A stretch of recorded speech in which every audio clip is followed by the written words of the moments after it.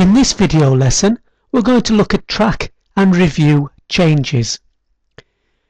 This is a way of allowing you to edit a document and then see what changes have been made. It's not the kind of tool you would use individually, but more likely to use if you were collaborating on a document.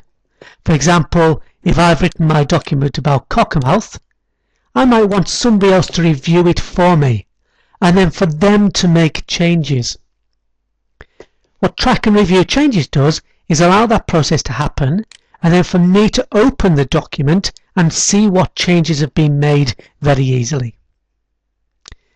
To start the process, I'm going to switch on the reviewing toolbar.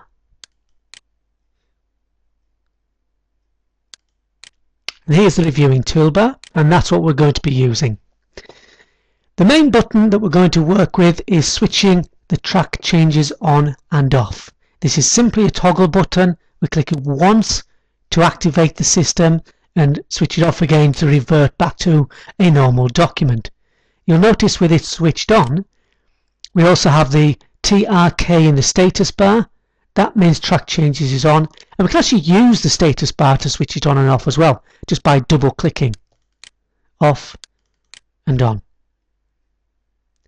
If I was going to ask somebody to review this document for me, this would be the stage at which I would save the document for them. I've switched on track changes. I would then save the document. They would open the document and make any changes. As they make changes, the changes they make will appear on the screen. So let's try it. We'll pretend we're somebody else now. Cockermouth, don't like that. This should be about Workington. So we make that change to the document, and as you can see, the change is highlighted in red, and also at the right hand side we've got a margin opened up, and it says that the word Cockermouth was deleted. We don't just have to change in that way, we can add words to it. For example, unimportant. That doesn't get a bubble because it's purely been inserted, there's nothing being deleted, but it does show in the main document the changes there. When you just make pure deletions, it tells us in the right hand side. So you go through the document making the relevant changes. That should be the 17th and 18th centuries. And it was the Normans and Saxons. So you can see we've made a number of changes there, and they all are very apparent on the screen.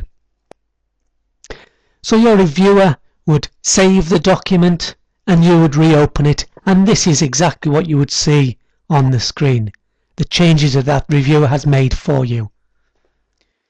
So looking at the reviewing toolbar, we've got the drop down menu at the left hand side. This allows us to select how we want to view the document.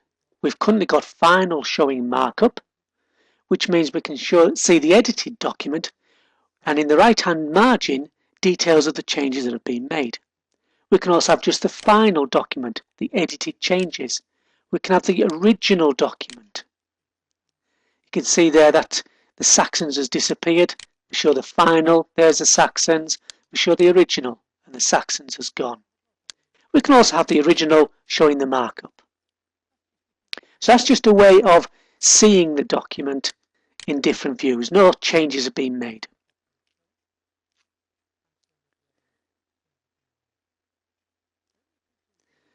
We can now use the system to look at how we accept or reject the particular changes. We use this icon, previous and next, to allow us to cycle through the changes that have been made. It goes through them one at a time, highlighting each one. And obviously going next goes in the opposite direction. When we've got to a change, we can decide whether to accept it or not. I'll accept this change, and that records it to the system. I then click on next to find the next change, and for this one I will reject it, so it's been deleted again. Find the next change, this will just start again at the beginning of the document. Find the change, there's Workington, accept or reject.